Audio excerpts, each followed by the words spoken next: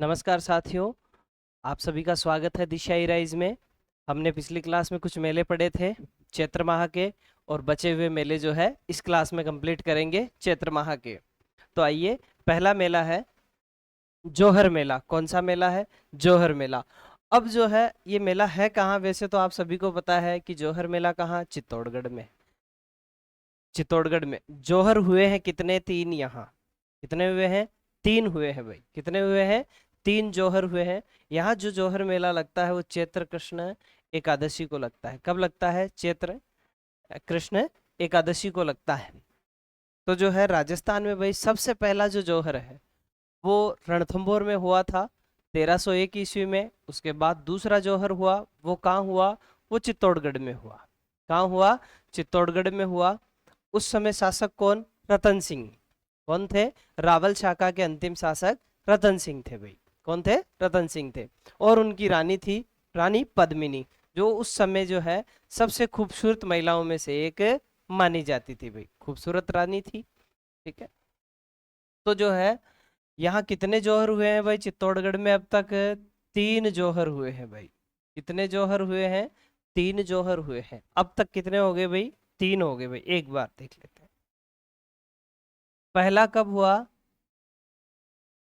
1303 ईस्वी में। कब हुआ? 1303 ईस्वी में। 1303 के अंदर शासक तो कौन था भाई? रतन सिंह था। कौन था? रतन सिंह। और आक्रमण करने वाला कौन था? आक्रमण करने वाला था भाई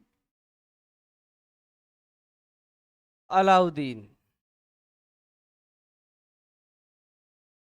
खिलजी। भाई राजस्थान में सबसे ज्यादा जो साके हुए हैं वो किसकी वजह से हुए हैं? अलाउद्दीन खिलजी की वजह से। कहाँ कहाँ? रणथंभौर, चित्तौड़गढ़, जालौर, सिवाना। ठीक है। इस समय जो है जौहर किया किसने? तो यहाँ जो है जौहर जो है रानी पद्मिनी ने किया। किसने किया? रानी पद्मिनी ने किया भैया। जौहर किसने किया? रानी पद्मिनी ने किया। कहा जाता है कुछ स्रोतों के अनुसार 16,000 रानियों के साथ, या कुछ स्रोतों में जो है 1600 रानियों के साथ माना जाता है। किसने किया? रानी पद्मिनी ने किया भाई। किसने किया? तो रानी पद्मिनी ने। दूसरा जो जौहर हुआ वो हुआ 1535 में। कुछ स्रोत 34-35 भी लिखते हैं। तो यहाँ शासक कौन था? यहाँ विक्रमादित्य था। यहाँ कौन था? विक्रमादित्य था। विक्रमादित्य था। छोटा था, यानी बाल्यावस्था में थे। तो यहाँ जो है गुजरात का एक शासक था बहादुर शाह। इसने आक्रमण किया इस समय गुजरात पर, सॉरी चित्तौड़गढ़ पर। तो जो है राणा सांगा की पत्नी कर्णावती। कौन है? कर्णावती। कौन थी? कर्णावती थी विक्रमादित्य की माँ। और इनकी विक्रमादित्य की कौन? पत्नी। नाम क्या? जवाहर बाई। क्या नाम था? जवाहर बाई। इन्होंने जौहर किया भाई। इन्होंने किया। कर्मावती और जवाहर बाई ने जौहर किया। कहा यह भी जाता है कि जवाहर बाई जो है मर्दाना वेश में तलवार लेके घोड़े पर सवारी करके भी जो है बहादुर शाह से लड़ी। लेकिन अकेली नारी कब तक लड़ती भाई? विदेशी रानियों की तस्वीरें आती है ना। आधे कपड़ों में आती है, लेटी हुई आती है, कभी कहाँ बैठी है। लेकिन भारतीय रानियों की तस्वीरें कैसी आती है? मर्दाना वेश में, घोड़े पर सवार, तलवार लिए। झांसी की रानी को, लक्ष्मीबाई को देखते हैं तो अपने जिगर के टुकड़े को ना, अपने बेटे को पीठ पे बांधी हुई दिखाई देती है भाई तस्वीर। तो भारतीय नारियों का ये रौद्र रूप है। तीसरा साका 1568 में हुआ। इस समय शासक कौन? उदय सिंह। कौन था? उदय सिंह था। और आक्रमण किसने किया था? अकबर ने किया भाई। किसने किया था? अकबर ने किया था। किसने किया? अकबर ने किया। यहाँ जो है उदय सिंह के सेनापति थे जयमल और फत्ता। जयमल और फत्ता जी थे भाई। तो फत्ता जी की पत्नी फूल कंवर ने यहाँ जौहर किया था भाई। किसने किया था? फत्ता जी की पत्नी फूल कंवर ने यहाँ जौहर किया था भाई।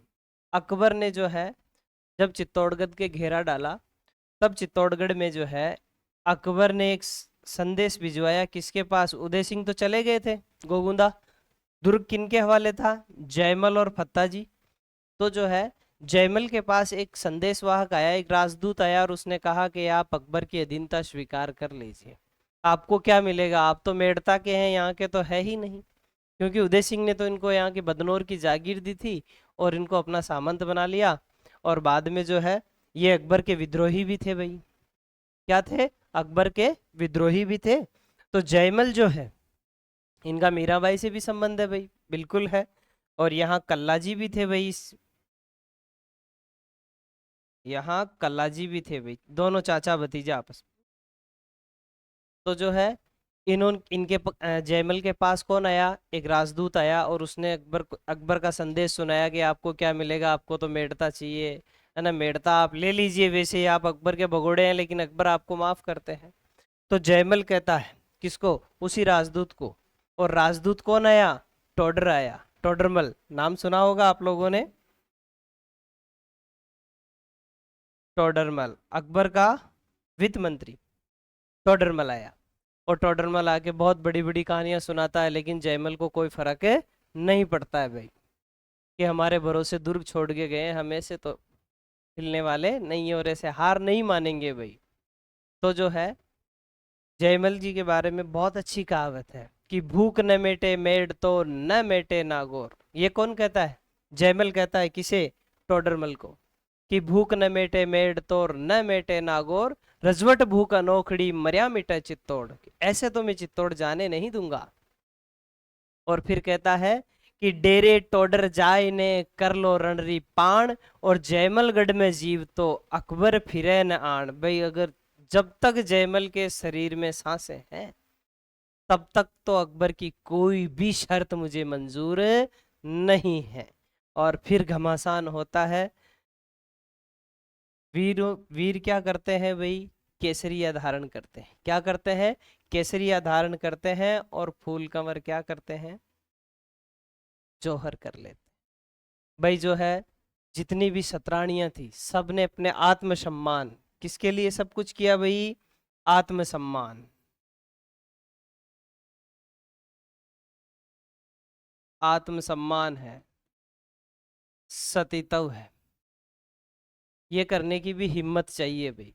ऐसे ही इनको सतरानियां नहीं कहा गया है। जिगर चाहिए, जिसको आप लोग कहते हो जिगर चाहिए कुछ करने के लिए, बिल्कुल भाई, है ना। तो जो है दुर्ग की वीरांगनाओं ने, है ना, सतरानियों ने क्या किए भाई? जौहर किए। क्यों किए? आत्मसम्मान के लिए, अपने सतीत्व को बचाने के लिए। जो क्या किया? जौहर कर लिया। ऐसे जलती हुई, है ना, आग में कोई नहीं जाना चाहता, लेकिन जब बात ही आत्मसम्मान की आ जाए, राजस्थान में तो जब बात ही रखनी पड़ती है भाई साहब, पैसे वैसे का कोई मोल नहीं है, किसी चीज का मोल है नहीं है। राजस्थान में बात बहुत महत्वपूर्ण है, कि अपनी ही बात रहनी चाहिए भाई। ठीक है। तो जौहर मेला। फिर आता है मात्रा माता मेला सिरोई में। कहाँ भाई? मात्रा माता कहाँ? सिरोई के अंदर। कहाँ? सिरोई में। कब लगता है इनका मेला? इनका लगता है चैत्र अमावस्या को। शायद आपके लिए नई बात होगी कि मात्रा माता कौन है, क्या है। तो जो है मात्रा माता, इनको कई बार जो है मातर माता भी कहते हैं। क्या कहते हैं भाई? मातर माता भी कहते हैं। किनको? मात्रा माता शिरोई वाले को। ठीक है। मेला कब? चैत्र अमावस्या को लगता है। कब लगता है? चैत्र अमावस्या को लगता है। अब ये है कौन भाई, इनके बारे में जानते हैं। जी हाँ, एक व्यक्ति थे जिनका नाम था भाई प्रेमाराम। क्या नाम है? प्रेमाराम। जाति से क्या थे ये? छिपा। जानते हो ना, रंगाई छपाई करने वाले कौन है? छिपा। रंगाई छपाई वाले छिपा कहलाते हैं। ये उस जाति से थे। इनका गोत्र सोलंकी था। इनका गोत्र क्या था भाई? सोलंकी था।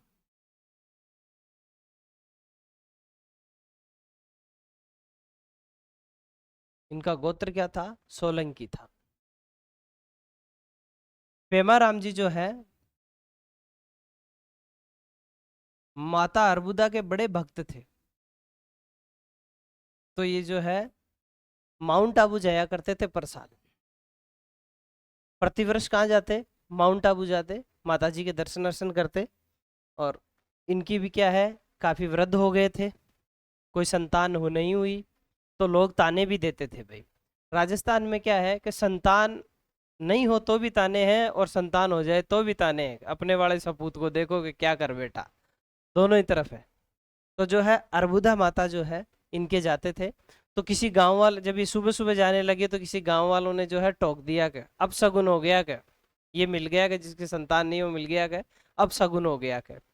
तो ये जैसे तैसे करके जो है मन में द्वेष लेकर के माता जी के वहां चले गए और अंतिम प्रणाम करके बोले, माँ अब मैं वृद्ध हो गया हूँ, अब मेरे से नहीं आया जाएगा, अब मेरे से तो नहीं आया जाएगा, और ये अंतिम मेरा प्रणाम समझना। तभी वहां से आवाज आती है कि अब तेरे को आने की कोई आवश्यकता नहीं है, मैं खुद चल के तेरे घर आऊंगी, मैं खुद चल के क्या आऊंगी, तेरे घर आऊंगी के। बस इतना कह दिया, और इससे बड़ी खुशी की क्या बात है कि जो माँ जगदम्बा स्वयं अपने घर आ जाएगी। और जो है 1228 ईस्वी में, कब भाई? 1228 ईस्वी में पेमाराम जी के एक कन्या ने वृद्धावस्था में जन्म लिया, और उनके चमत्कार बचपन से स्टार्ट हो गए थे। उन्होंने उसका नाम जो है क्या रखा? मोनी देवी रखा। नाम क्या रखा? मोनी देवी रखा भाई। नाम क्या रखा? मोनी देवी नाम रखा। और ये बचपन में अच्छे खासे चमत्कार किए इन्होंने, इसीलिए आज इनको मातर माता कहा जाता है। तो जो है एक बार ये रास्ते में खेल रही थी, राजा का रथ आ रहा था, और उधर से जो है ये रास्ते से हट ही नहीं गई। कोई राजा आए मुझे क्या फर्क पड़ता है। और राजा के सैनिकों ने हटाने चाहा लेकिन हटे नहीं। जी हाँ, मैं उसी देवड़ा वंश की बात कर रहा हूँ जो सिरोही में है। हाँ भाई, सिरोही का देवड़ा वंश के शासकों ने हटाना चाहा लेकिन जो है ये हटी नहीं। बाद में जो है राजा ने विशेष आग्रह किया तब भी नहीं मानी, फिर इनको जबरदस्ती हटाया गया। तब इन्होंने जाते हुए घोड़े के पीछे एक थाप मार दी भाई पीठ पर। किसने? मोनी देवी ने, छोटी सी कन्या ने थाप मार दी। तब जो है घोड़ों का तबेला होता है, वहां जाने के बाद राजा को पता चला कि घोड़े की पीठ पर जहां लड़की ने हाथ लगाया वहां कुमकुम का हाथ लगा हुआ है और बड़ा चमक रहा है। बस फिर क्या था, राजा के मन में तो ये रहा कि वो कोई देवी कन्या है। और जैसे ही वो आए तो उनको पता चला कि मोनी देवी आपको कहाँ मिलेगी भाई? सिरनवा पहाड़ी की एक गुफा में मिलेगी आपको। कहाँ मिलेगी? सिरनवा पहाड़ी की गुफा में, जी हाँ, वहीं सिरोही के अंदर। और वहीं आज माता का मंदिर है, वहीं उनको दर्शन दिए, और हमेशा के लिए माता वहीं विराजमान है आज। ठीक है। तो पहाड़ी कौन सी है? सिरनवा की पहाड़ी है। कौन सी पहाड़ी है? सिरनवा की पहाड़ी है। और कई बार जो है सवाल आता है कि छिपा जाति की कुलदेवी या छिपा समाज की कुलदेवी कौन है? कौन से समाज की भाई? छिपा समाज की। छिपा समाज की कुलदेवी भी इन्हीं को कहते हैं।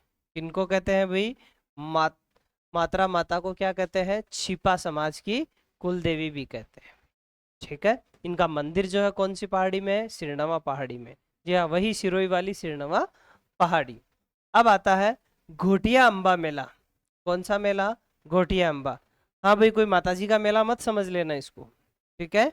गलत हो जाएगा भाई। ये है कहाँ? घोटिया गांव है, बांसवाड़ा में है। कहाँ है? घोटिया गांव है, बांसवाड़ा में। अब जो है घोटिया गांव है, बांसवाड़ा में है, लेकिन वहां पास में भी छोटा सा एक गांव पड़ता है, बारी।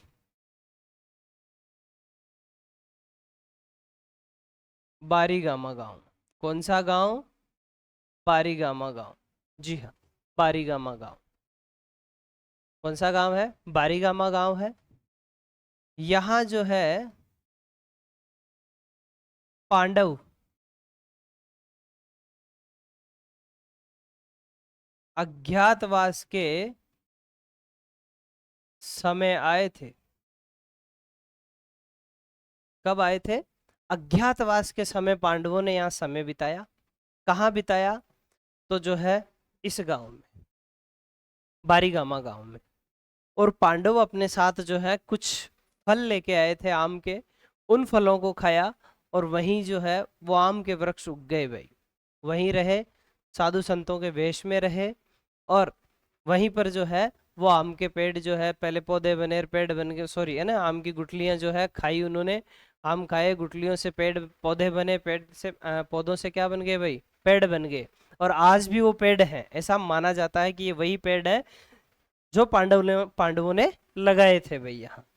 तो जो है पांडवों ने अज्ञातवास बिताया कहाँ भाई? बारीगामा गांव में। इसीलिए जो है वहाँ की लोकल लैंग्वेज में आम को अम्बा कहा जाता है। क्या कहते हैं भाई आम को? वहाँ अम्बा बोलते हैं। इसीलिए जो है गुठलियों से पेड़ बने, इसलिए घुटिया अम्बा कहते हैं। क्या कहते हैं?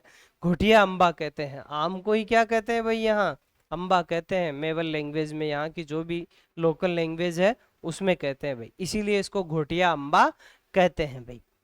यहाँ पास में ही जो है भीम ने गधा मार के एक जो है पीने के लिए जमीन से पानी निकाला था, इसीलिए वो केला पानी कहलाती है। वो जगह क्या कहलाती है? केला पानी कहलाती है।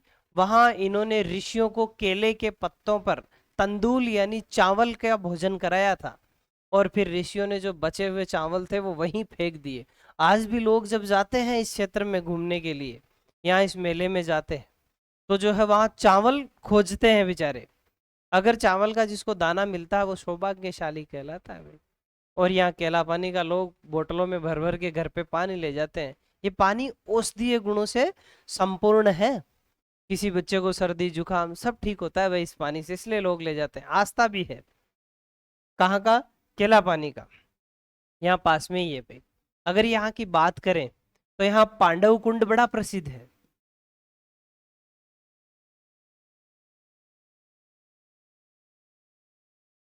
एक है नर्मदा कुंड। यहाँ एक प्राचीन धुनी है। क्या है? प्राचीन धुनी भी है भाई यहाँ। और जो है ऐसा माना जाता है कि उस धुनी से जो भी मनौती मांगते हैं वो संपन्न होती है। इस क्षेत्र में ऐसी दंत कथा प्रचलित है भाई कि वहां से जो मांगते हैं वो सब कुछ मिलता है। किससे?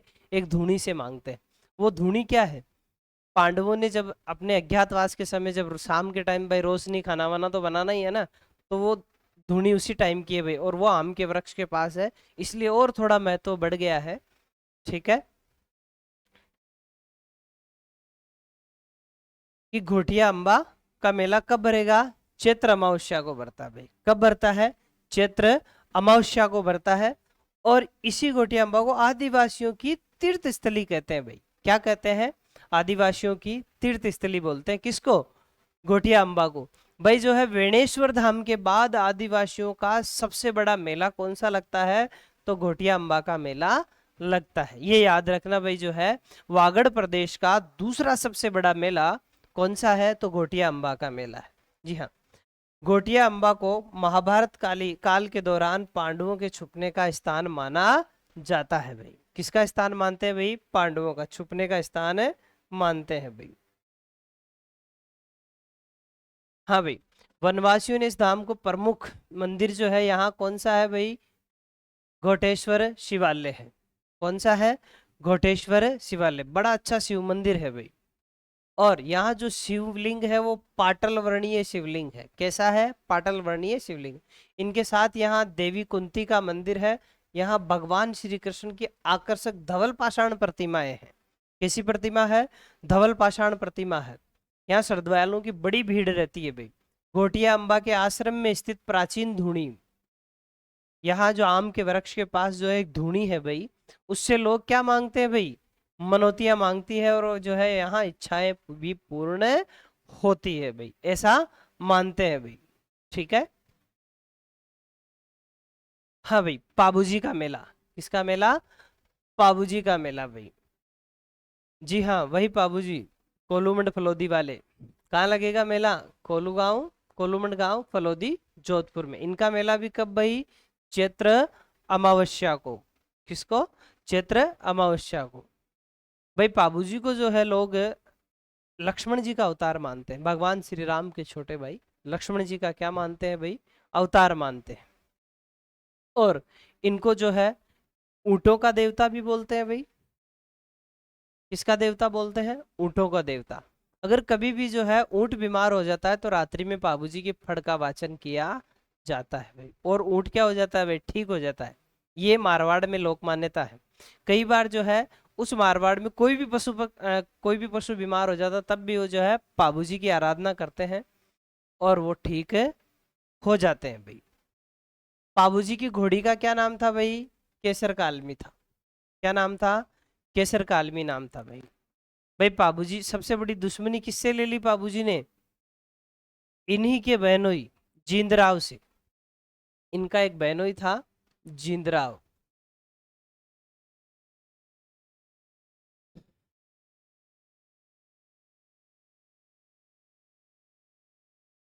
एक महिला थी देवल चारणी। नाम क्या, देवल चारणी। इसके पास बहुत सारी गायें थी, ये वृद्ध हो गई थी और इनकी गायों में केवल एकमात्र विचित्र घोड़ी थी। काले रंग की एक विचित्र घोड़ी थी जो संकट आने पर जो है बड़ी विचित्र आवाज निकालती थी। तो पाबूजी जब कहीं जा रहे थे तो इनको ये घोड़ी पसंद आ गई भाई, कि ये तो मुझे दे दे माई। तो उन्होंने कहा नहीं भाई, मैं ऐसे नहीं दूंगी। जो कभी मेरी संकट आने पर जो है मेरी और मेरी गायों की सुरक्षा करेगा, मैं उसे ये घोड़ी प्रदान करूंगी भाई, उपहार में उसे ही मिलेगी भाई। और इस घोड़ी पे नजर किसकी थी, इनके बहनोई जिंदराव की थी भाई। लेकिन माता इनसे बात करने से प्रभावित हुई, खुश होकर के इनको क्या दे दिया भाई, ये घोड़ी दे दी भाई। और कहा कि जब मुझे आवश्यकता हो तब आपको आना पड़ेगा, कि बिल्कुल आऊंगा, ये मेरा वचन रहा। और इन्होंने कहा कि जब भी कोई मारवाड़ी पुरुष वचन देता है तो वो उसे अपनी जान देकर भी पूरा करेगा भाई। तो जो है अब बाबूजी ने अपना सिर गिरवी रख दिया किसके पास, देवल चारणी के पास। अब अमरकोट से बाबूजी के लिए क्या आया भाई, रिश्ता आया। बाबूजी के लिए क्या आया, रिश्ता आया। तो बाबूजी ने कहा भाई मेरा सिर तो कहाँ पड़ा है भाई, गिरवी पड़ा है किसी के पास, वो कभी भी मांग सकते हैं, कभी भी मदद मांगेंगे, मैं जाऊंगा जरूर। बस इसी बात को लेकर के खुश हो गई बाबूजी की पत्नी, और उन्होंने कहा मुझे आपसे विवाह मंजूर है। फिर तो मैं कभी विधवा ही नहीं हो सकती, कि जिसके सिर ही नहीं है फिर तो विधवा क्या होंगी, क्या ना। तो जो है उन्होंने कहा मुझे मंजूर है ये रिश्ता, मुझे मंजूर है रिश्ता। और उन्होंने विवाह का प्रस्ताव भेज दिया किसके लिए, बाबूजी के लिए। किसके लिए भेज दिया भाई, बाबूजी के लिए। और इधर जैसे ही जिंदराव को पता चला, क्योंकि बहनें अपने भाई की बात अपने पति को कहेगी ही कहेगी, तो बाबूजी की बहन ने क्या कहा जिंदराव जी को कि केसर काल में घोड़ी किसके पास है, आज बाबूजी के पास है। बस उनको ईर्ष्या हो गई और उन्होंने जो है देवल चारणी के ऊपर क्या कर दिया भाई, गायों आक्रमण कर दिया और गायों को घेर के ले गए। तब भाई बाबूजी को ये कहा गया था कि कभी भी ये घोड़ी जो है मेरे पे मुसीबत आते ही विचित्र आवाज निकालेगी और आपको आना पड़ेगा। और बाबूजी के फेरे चल ही रहे थे भाई।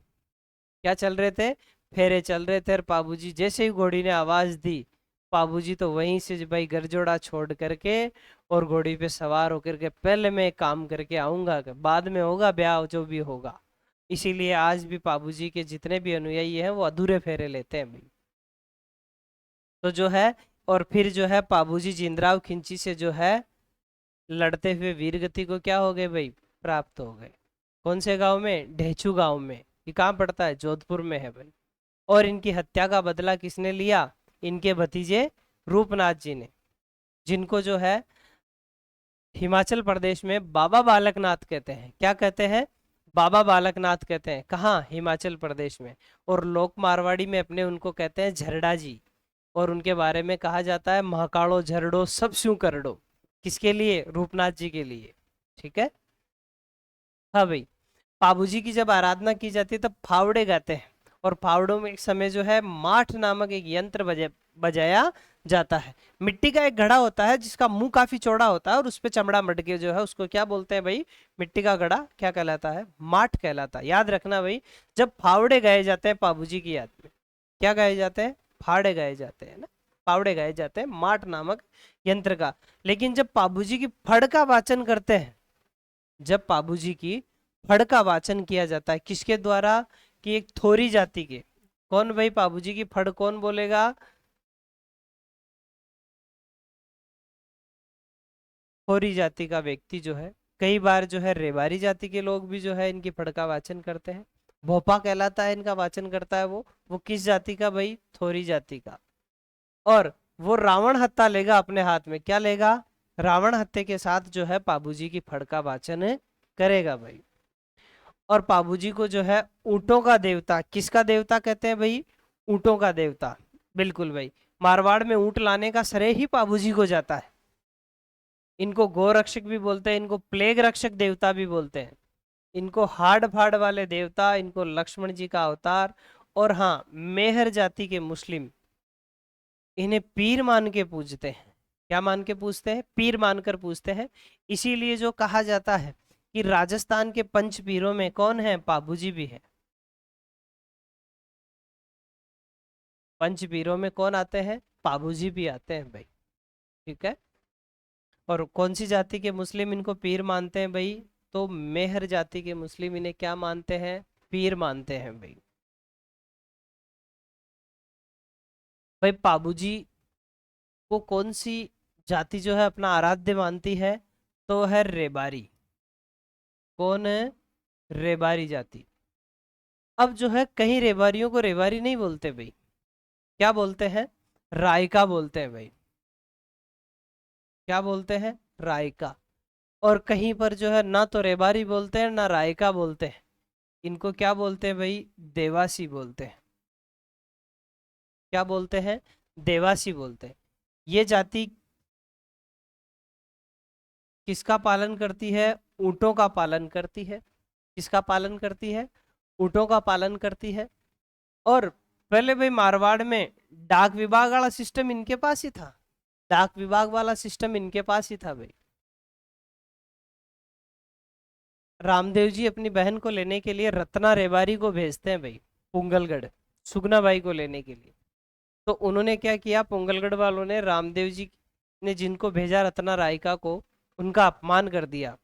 बस फिर क्या था भाई, रामदेव जी ने कहा कि जब मेरा भेजा हुआ रत्ना रायका मेरा साथी है और उसका आपने अपमान कर दिया, समझो मेरा अपमान कर दिया। और घोड़े की पूंछ के बांध के ले आए सालों को।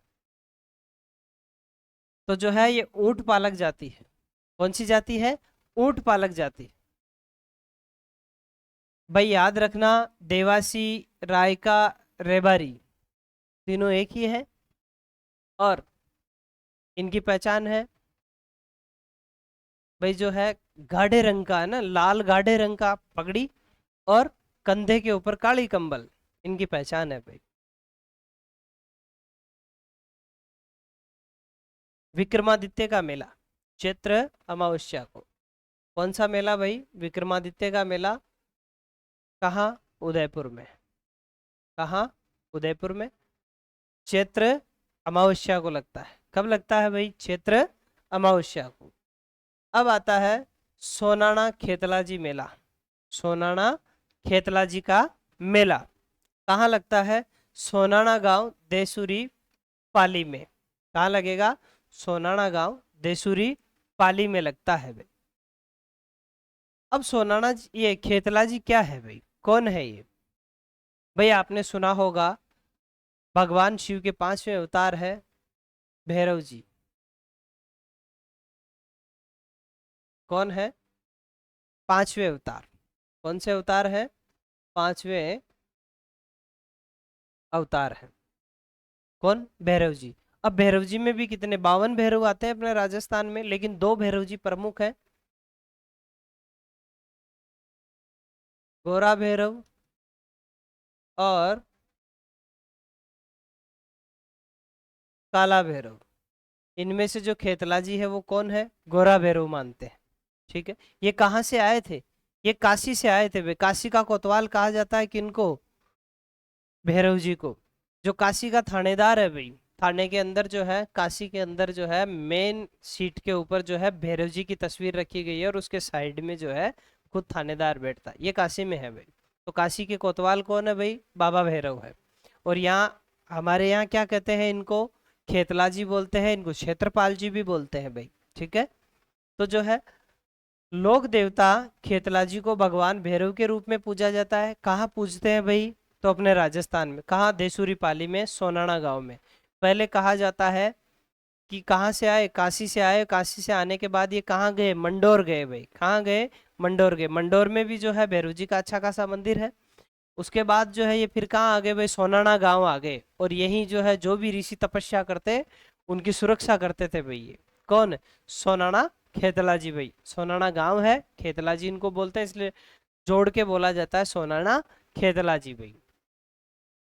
और यहाँ जहाँ सोनाना गांव के अंदर जहाँ खेतला जी रहे, वहाँ एक पहाड़ी है और पहाड़ी के अंदर गुफा है, और वहीं पर जो है एक स्वयंभू नाग की प्रतिमा है। कहा जाता है कि ये खुद खेतला जी के हैं। नाग की क्या है भाई, प्रतिमा है, बड़ी है। और वहां से एक छोटी सी कंदरा है जिसमें से लोग निकल कर भी आते हैं भाई। और खेतला जी को भैरव जी या क्षेत्रपाल जी के नाम से भी जानते हैं। खेतला जी काशी से मंडोर आए और बाद में जो है सोनाना गांव में आ गए, और यहीं पर हमेशा के लिए बस गए भाई, और लोगों के जो है दुख दर्द दूर करते हैं। खेतला जी के मंदिर में एक सांप की मूर्ति है जिसे जो है खेतला जी, खेतला जी के रूप में माना जाता है, जो है कि एक स्वयंभू है, पर्वत का ही भाग है भाई। वो नाग पर्वत का ही भाग है। जाओ तो कभी जरूर देख कर आना, देसूरी जाओ तो कभी, है ना, चूक मत जाना भाई। बिल्कुल। राजस्थान में तो भाई कण कण में इतिहास है ना, और कण कण में संस्कृति बसी हुई है, जरूर देखना भाई। अब आता है गणगौर मेला। कौन सा मेला, गणगौर। कहाँ कहाँ भाई, जयपुर और उदयपुर की प्रसिद्ध है गणगौर। कहाँ कहाँ की, जयपुर और उदयपुर की। अब आपने सुना होगा कि एक गणगौर तो जोधपुर में भी भरती है, एक बीकानेर में भी है, जैसलमेर में भी है। होने को तो सब जगह गणगौर की सवारियां निकलती है, पर कुछ एक प्रसिद्ध। हाँ भाई, एक जगह है बूंदी जहां तो गणगौर निकाली नहीं जाती है भाई। बूंदी, बूंदी के अंदर जो है गणगौर की सवारी नहीं निकलती है भाई। भाई गणगौर क्यों मनाते हैं, है ना, कुंवारी कन्या अच्छा वर पाने के लिए गणगौर की पूजा करती है। गणगौर क्या है भाई, भगवान शिव और माता पार्वती को जो है गणगौर कहा जाता है। गण यानी शिव और गौर यानी माता गौरा, इनकी पूजा करते हैं भाई। ये मेला कब लगता है भाई, सॉरी, चैत्र शुक्ल तृतीया को लगता है भाई। कितने दिन चलता है ये, 16 दिन चलता है। कितने दिन चलता है, 16 दिन तक चलता है। इसमें 16 बिंदियां भी बनाते हैं, 16 दिन तक पूजते भी हैं, और महिलाएं 16 श्रृंगार भी करती है भाई। 16 का आंकड़ा बड़ा शुभ माना जाता है। तो जो है इस दिन कुंवारी लड़कियां गणगौर की पूजा करती है। गणगौर मतलब माता, भगवान शिव और माता गौरा। तो उन्हें मनपसंद वर की प्राप्ति होती है। और जो नवविवाहित महिलाएं होती है वो अपने पीहर में जाके गणगौर मनाती है। वो अपने पीहर में आकर जो है पहला गणगौर मनाती है। और इस दिन गणगौर का व्रत रख के अपने सुहाग की लंबी आयु की कामना करती है भाई। अपने पति की दीर्घायु की क्या करती है भाई, कामना करती है। बिल्कुल करती है भाई। लेकिन एक रियासत राजस्थान में ऐसी भी है जहां गणगौर पूजना मना है। जहां गणगौर पूजना क्या है भाई, मना है।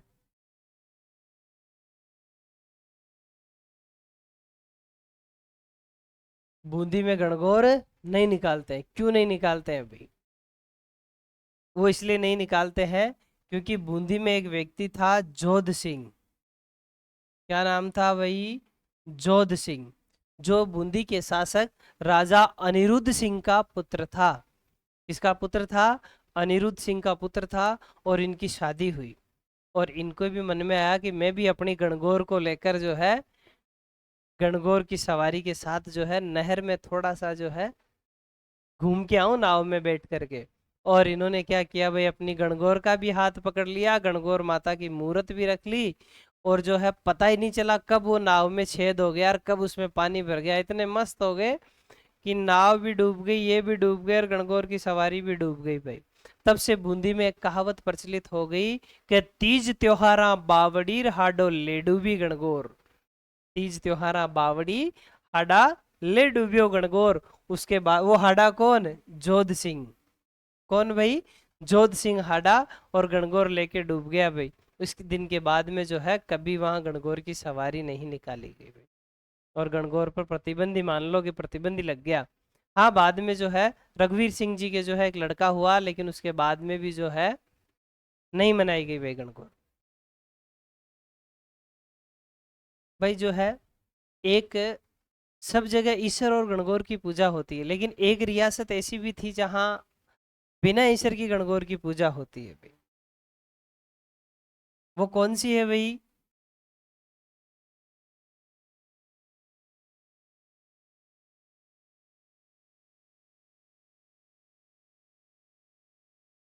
जैसलमेर।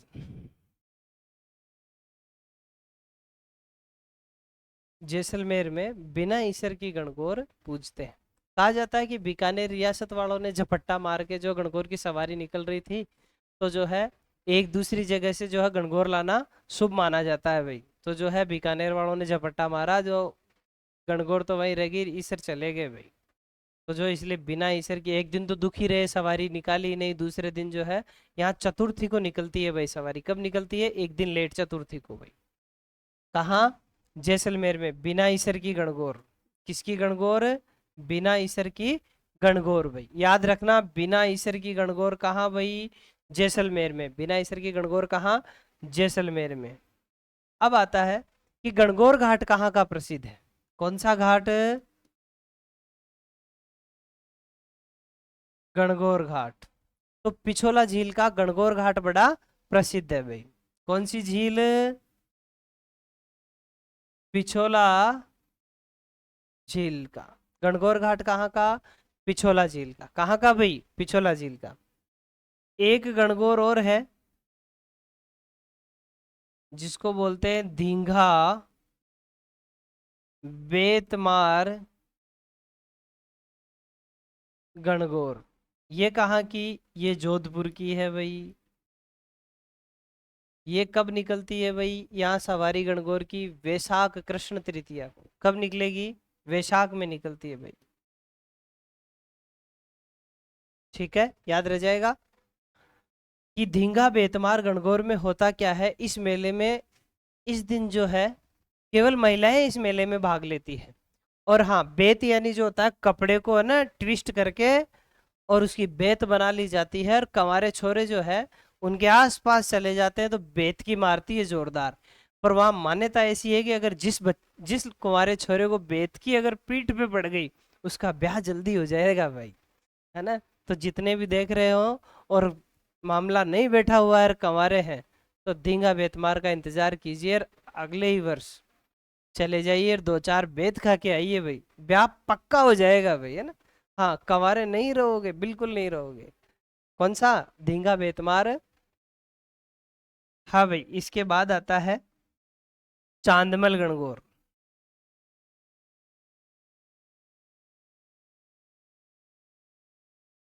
ये कहाँ की है? तो ये बीकानेर की है। कहाँ की है? बीकानेर की है। कौन सी गणगौर? चांदमल गणगौर। कौन सी गणगौर है भाई? चांदमल गणगौर। कभी आ जाता है गुलाबी गणगौर। कौन सी गणगौर? गुलाबी गणगौर। ये कहाँ की प्रसिद्ध है भाई?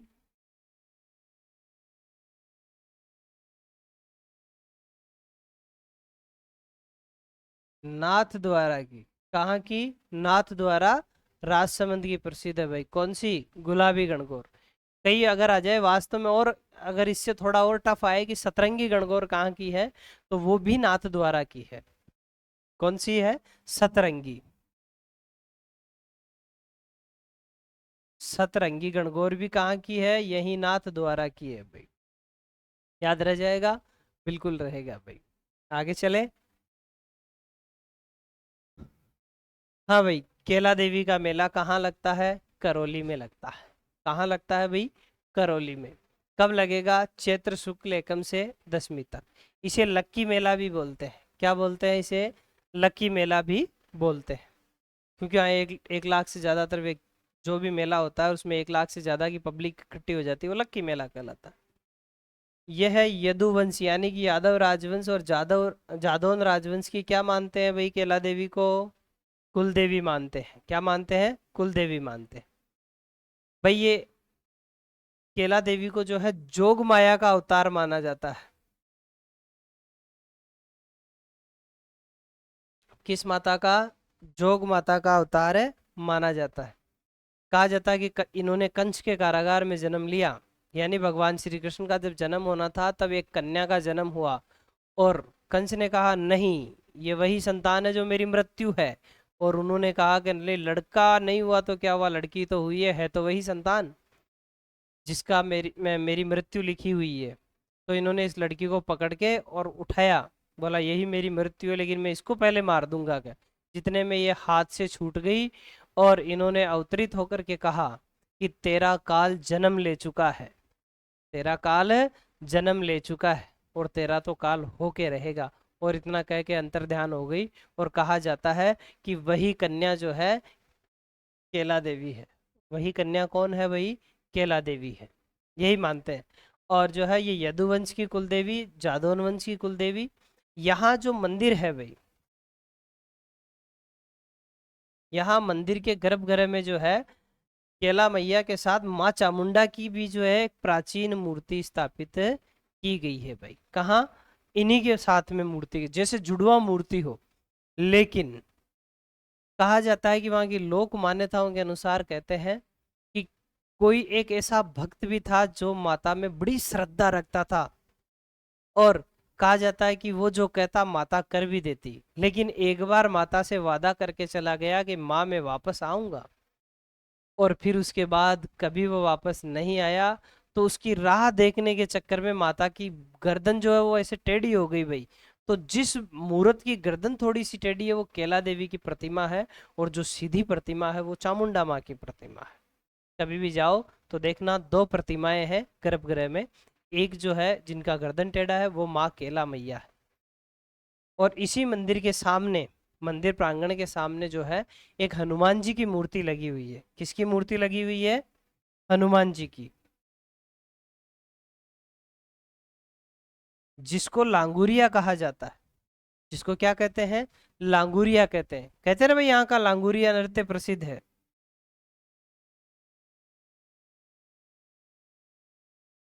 लांगुरिया यहाँ गीत भी है और नृत्य भी है भाई।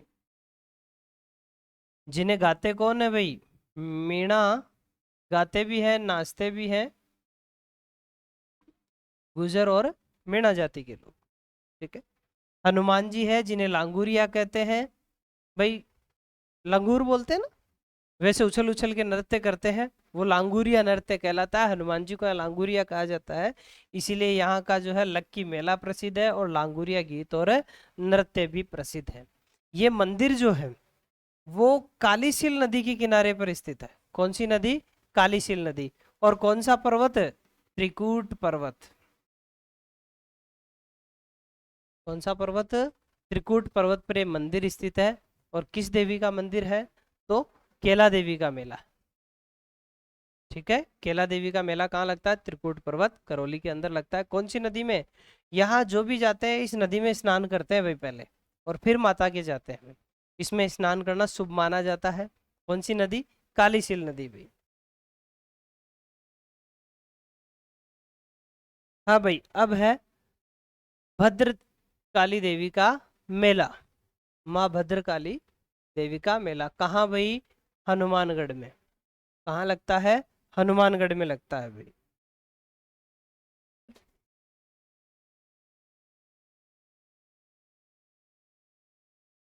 कहाँ लगता है भाई, हनुमानगढ़ में लगता है। कब लगेगा, चैत्र शुक्ल अष्टमी से नवमी को लगेगा। ये मंदिर जो है घग्गर नदी के किनारे है। कौन सी नदी के किनारे है भाई, घग्गर नदी के किनारे है। कहा यह जाता है कि जब भटनेर दुर्ग बनाया जा रहा था, कौन सा दुर्ग, भटनेर दुर्ग बनाया जा रहा था। ये लोक मान्यताओं के अनुसार बता रहा हूँ भाई, मैं अपनी तरफ से कुछ नहीं कह रहा हूँ। कि यहाँ जब भी जो है भटनेर दुर्ग बनाया जा रहा था, तब बनाते और रात में दुर्ग वापस गिर जाता, बनाते रात में दुर्ग वापस गिर जाता। तब जो है भाई भूपत भाटी ने क्या किया, किसी से पूछताछ की गई क्या माजरा है भाई, यहाँ बन क्यों नहीं रहा। तो किसी ने बताया कि आप भद्र माँ काली के मंदिर में जाए, वहां आपको इसका जो है हल निकल जाएगा। वहां आने के बाद में जो है किसी ऐसे ही किसी व्यक्ति ने जो है कह दिया कि आप जब तक 52 व्यक्तियों की बलि नहीं देंगे तब तक इस दुर्ग का निर्माण संभव नहीं है। और फिर उसके बाद जो है वहां पर जो है 52 व्यक्तियों की बलि दी गई। और आज उस दुर्ग में 52 बुर्ज उसी का प्रतीक है। और हिंदुस्तान का सबसे मजबूत किला कहा जाता है, किसने कहा, तैमूर लंग ने कहा। वो किला भी इसी घग्गर नदी के किनारे स्थित है भाई, हनुमानगढ़ में ही है। और इसके बारे में एक बार ये भी कहा जाता है कि अकबर अपनी सेना लेकर के लाहौर जा रहा था या आ रहा था, ये कंफर्म नहीं है कि आ रहा था जा रहा था, लेकिन अकबर जो है भूख से व्याकुल हो उठा। और यहाँ मंदिर कौन सा, भद्रकाली माता का मंदिर। और अकबर ने कहा कि मंदिर है तो चले, कुछ तो मिलेगा। अब वहां गए तो एक बूढ़ी माई बैठी हुई थी भाई। तो उनने कहा खाना खाओगे? बोला मैं अकेला क्या खाऊं, मेरे साथ सेना भी है। बोला डरता क्यों है, मेरे पास बहुत सारा खाना है। बोला माई मुझे तो ऐसा कुछ दिख नहीं रहा, तेरे पास तो 2 ही रोटी दिख रही है, इससे मैं और मेरी सेना कैसे खाएंगे। और उन्होंने कहा कोई बात नहीं, आप तो बैठ जाइए, आपको खाना खाना है तो। और माता ने उन सबको खाना खिलाया। ऐसा कहा जाता है भाई, लोक मान्यताओं के अनुसार। वहाँ दंत कथाएं प्रचलित है, ऐसा हुआ है या नहीं हुआ कोई नहीं जानता। लेकिन वहाँ के मुख्य पुजारी के अनुसार कहते हैं कि यहाँ जो भी वर्तमान में माता काली की जो प्रतिमा है, उसके पीछे की तरफ अकबर ने जो प्रतिमा बनाई थी और बना करके भेंट की वहां पे, वो प्रतिमा जो है आज भी पड़ी हुई है वहां।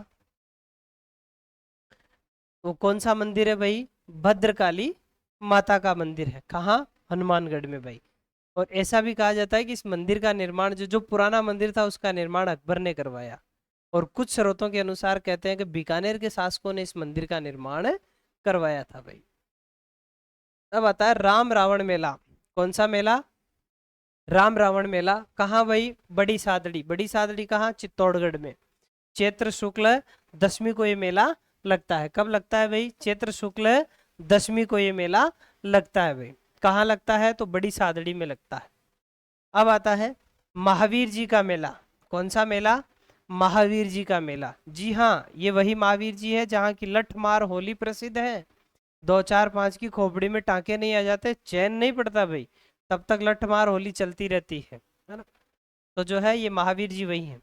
पहले हुआ क्या, एक गांव पड़ता था भाई, चांदनपुर गांव। कौन सा गांव,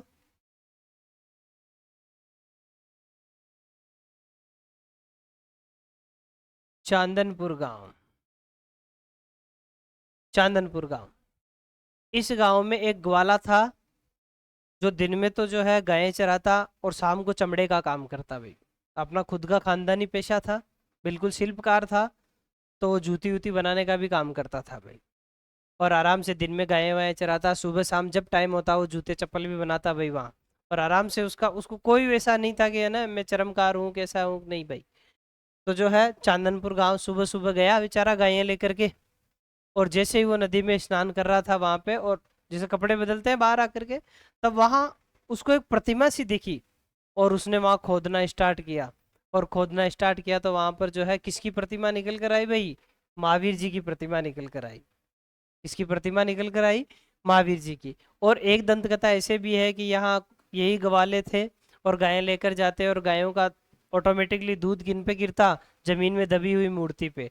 तब उसने एक दिन देखा और उसने यहाँ खोद लिया तो महावीर जी की क्या निकल के आई भाई, मूर्ति निकल कर आई। उसके बाद से उसी ग्वाले के वंशज आज भी जब भी कभी महावीर जी की क्या निकलती है भाई, शोभा यात्रा, जो जिनेंद्र रथ निकलता है, उस रथ को सबसे पहले कंधा कौन देता है भाई, उसी ग्वाले के वंशज। और वहां के उपखंड अधिकारी सहारती बनते हैं भाई। बिल्कुल सहारती वही बनेंगे, छुआछूत का कोई मामला नहीं, आराम से सब साथ में बिल्कुल एकदम भाईचारे की तरीके से निकालते हैं भाई। तो वो कौन सा मेला है, महावीर जी का मेला। कहाँ लगता है, करौली। यहाँ पहले कौन सा गांव, चांदनपुर गांव। कब, चैत्र शुक्ल त्रयोदशी से, है ना, वैशाख कृष्ण द्वितीया तक ये मेला चलता है भाई आराम से। और इस मेले का मुख्य आकर्षक है जिनेंद्र रथ। कौन सा रथ भाई, जिनेंद्र रथ। और आज भी शर्मकार है ना, जो भी ग्वाला था वहां, और उसी के वंशज जब तक इसमें हाथ नहीं लगा देते तब तक ये शोभा यात्रा नहीं निकलती भाई। तब तक उस शोभा यात्रा स्टार्ट नहीं होती है, जब तक उस ग्वाले के परिवार से कोई भी व्यक्ति आकर के उसको हाथ नहीं लगा देवे। और वहां के उपखंड अधिकारी क्या बनते हैं भाई, सहारती बनते हैं भाई।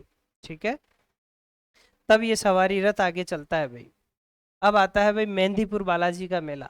कौन सा मेला भाई, मेहंदीपुर बालाजी का मेला। बालाजी की महिमा ही अपरंपार है भाई। हाँ भाई, कब, चैत्र पूर्णिमा को। कब लगेगा, चैत्र पूर्णिमा को। जी हाँ, यहाँ जो है 3 देवों की प्रधानता है। कितने देवों की, तीन देवों की। देखते हैं यूट्यूब पे काफ़ी सारी वीडियो भी आती है जिसमें मेहंदीपुर बालाजी में जो है ये जो भी नेगेटिव एनर्जी का साया होता है किसी के ऊपर वो निकल जाता है, ऐसा हम मानते हैं भाई। भूत प्रेत नेगेटिव एनर्जी जो भी हो, साइंस नेगेटिव एनर्जी कहता है और हम भूत प्रेत कहते हैं, अरे बात तो एक ही हुई ना।